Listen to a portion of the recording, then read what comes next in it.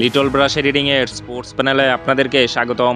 Indian premier league IPL 2025 36তম ম্যাচে মুখোমুখি Lucknow super giant বনাম রাজস্থান রয়্যালস। অভিষেকেই মন জয় 14 বছরের বৈভবের।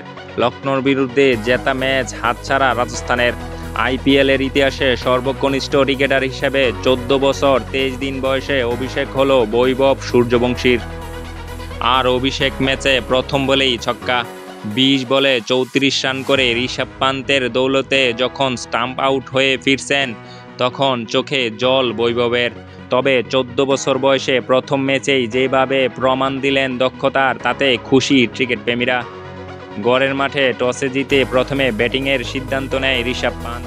তবে বড় রান পাননি মিশেল মার্শ, নিকোলাস পুরান। গত ম্যাচে হাফ সেঞ্চুরি করলেও এদিন ফের ব্যর্থ ঋষভ পান্ত। তবে দলের হাল ধরেন ইডেন মাকরাম ও আয়ুষ বাদুনি। 45 বলে 66 রানের ইনিংস খেলেন মাকরাম।